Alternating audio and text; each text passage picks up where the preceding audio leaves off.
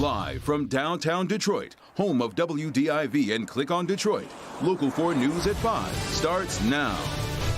Warmer for the weekend. We are headed back into the 80s, though there could be some rain coming along for the ride. Grant?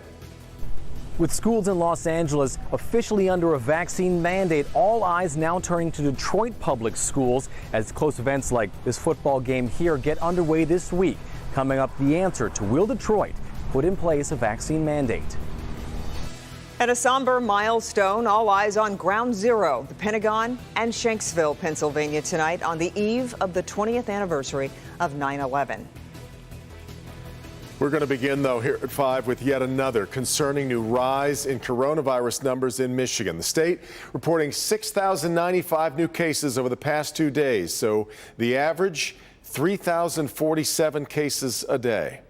59 more deaths are also being reported. That includes 44 from a vital records review.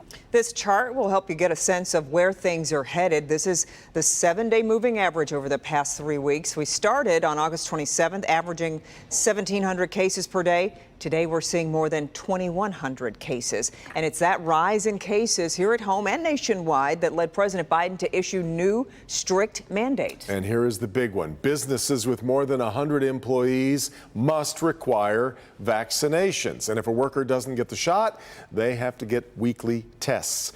Many businesses are already doing this, but it's also creating a lot of confusion and some anger. Our business editor, Rob Maloney, has a lot to sort out tonight. Rod? Yeah, Devin, there are more questions asked than answered in this. Like, for instance, when does this all go into effect? Nobody knows. That 100 employee threshold, how does that work? Then there's the question of, okay, if you have to go get tested, am I going to get time off to do that? The employers are wondering how that's going to work as well. So we're wondering tonight, really, what's changed here? For all the questions about how this is going to work, some large employers like Rocket Mortgage aren't too terribly concerned. In its statement saying, quote, in early August, Rocket companies proactively enacted a strategy to ensure the safety of our team members. This plan remains in effect and completely complies with the guidelines President Biden proposed, end quote. Nemeth Law employment attorney Deborah Brower adding, they want their customers safe, they want their employees safe, and this gives some authority, and it protects the employers. It's not their decision anymore. The domestic three automakers all publicly support getting vaccinated. Ford even has its own finely focused vaccine mandate, requiring U.S. employees get both jabs prior to international travel. Still, every business in the country is awaiting the Occupational Safety and Health Administration's emergency temporary standard that's supposed to lay out all the rules. But not all businesses are so accommodating. There aren't great answers, and it feels half-baked. Wendy Block of the Michigan Chamber of Commerce tells Local 4 much of its membership is angry. Upset that they're being put in a position where they're forced to be the vaccine police or to be policing vaccination status, and really just wanting to know what can be done to potentially stop this.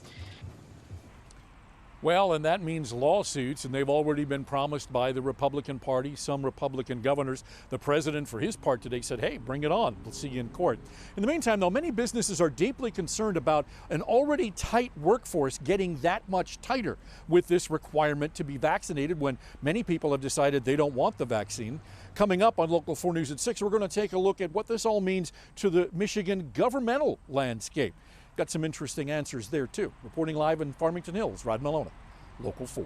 All right, Rod, we will see you then. Our other top story tonight, school districts across Metro Detroit weighing in after the country's second largest district decided to require students to get the vaccine. Starting in January, all children 12 years of age and older in the Los Angeles School District must be vaccinated to go to school. It's a decision that's getting immediate pushback. Grant Herms is live tonight at Edison Academy in Detroit. Grant, I guess the big question is, could a mandate like that happen here? Kimberly, Devin, Detroit Public Schools have put a lot of money, time, and effort into making schools as COVID safe as possible this year. But just as football season started this year, we got a game going on behind us here. There was an outbreak at Renaissance High School, and now those new COVID protocols are being put to the test as everybody is watching the nation's first student vaccine mandate. The item passes. Thank you. With the country's second largest school district mandating vaccines for all students 12 and up, the conversations have started in Michigan's largest district in Detroit. I mean, there has been conversations about children who are able to get a vaccine, it being mandated for folks. So we have thought about it. Terrence Martin is the president of the Detroit Federation of Teachers. He says conversations about vaccines, masks, and other COVID protocols will be a main focus during likely the entire school year again. And when you have that conversation, you really have to look at what the community has an appetite for and compare that with what's in the best interest of all. While DPSCD says 70% of its staff is vaccinated, that means nearly a third aren't. And interest in a mandate from staff is tepid at best. I think it's mixed. You know, you look at our membership, we have about 75% of our folks who are vaccinated, another 25 who are not. But when you look at the city of Detroit, the numbers in the community, they're very low, less than 50%. So certainly that's alarming. In a statement today, DPSCD saying the district has been a proven leader throughout this pandemic by being ahead of national, state, and local COVID school safety requirements, from closing schools, masking, and now testing. As a district, we were compliant with President Biden's vaccine or test requests last spring by implementing weekly universal testing. And now we know that there's a lot of mistrust and distrust in the government and the medical community, specifically here in Detroit.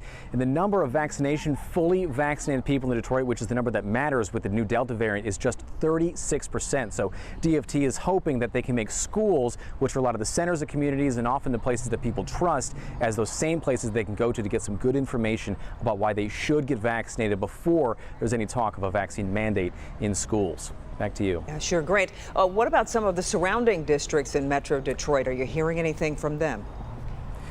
Well, Kimberly, we called a lot of the districts around Metro Detroit. We were still waiting to hear back from Troy, Wayne, Westland, Macomb ISD, but didn't hear back from any of them today. We're hoping to get some more information from them over the weekend and into early next week. But we do know is that because Detroit is the largest district in Metro Detroit, a lot of the other districts are looking to Detroit to see what they should do next. So we'll have to wait and see, just like everybody else. Indeed, and we will be watching as well. Okay, Grant, thank you.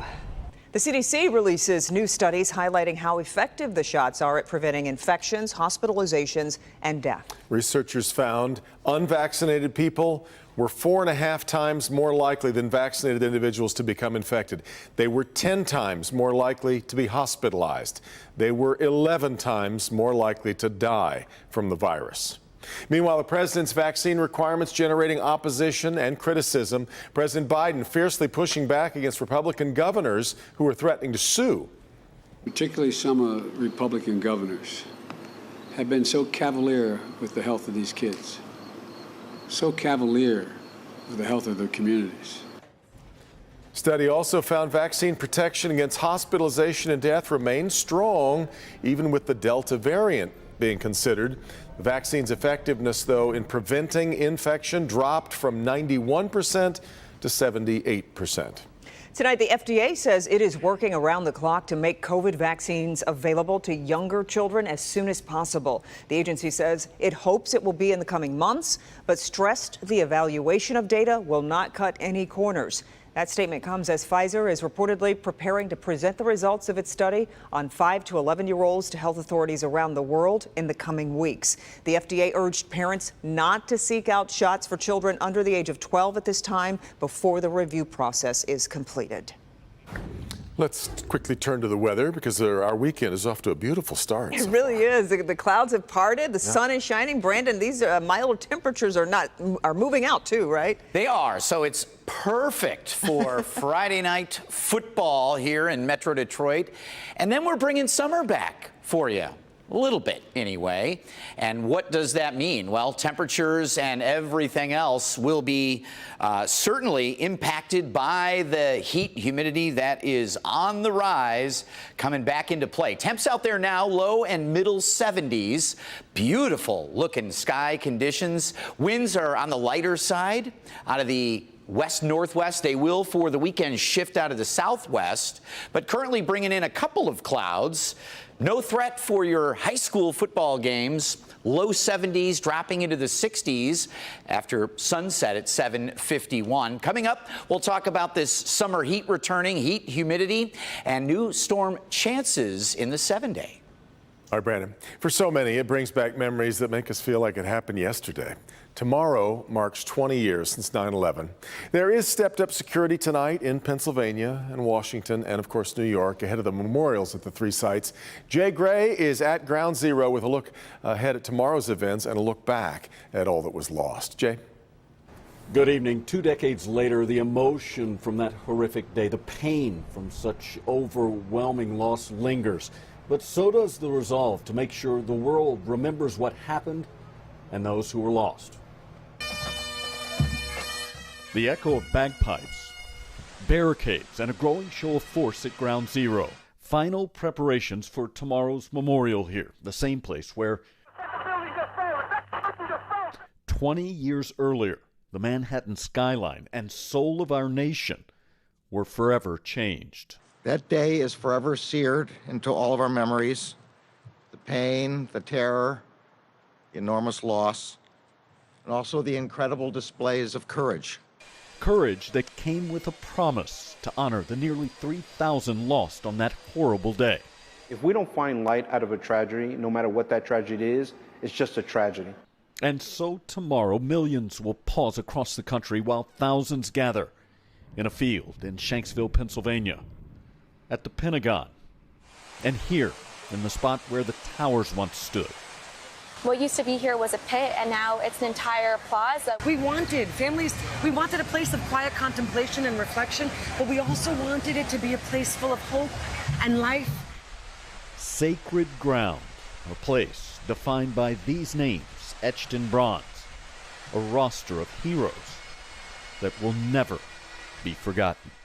Beginning here in the morning, the President and First Lady will visit all three memorial sites tomorrow. In New York, Jay Gray, Local 4. Jay, be sure to tune into NBC Nightly News immediately after our newscast at 6. Lester Holt will be anchoring from Ground Zero with special live coverage tonight. Now, he was on the 61st floor of the World Trade Center when the first plane hit. I seen the fireball. I heard like a thump and just debris flying around. New at 5, hear how the tragedy changed the course of his life and his brother's life forever.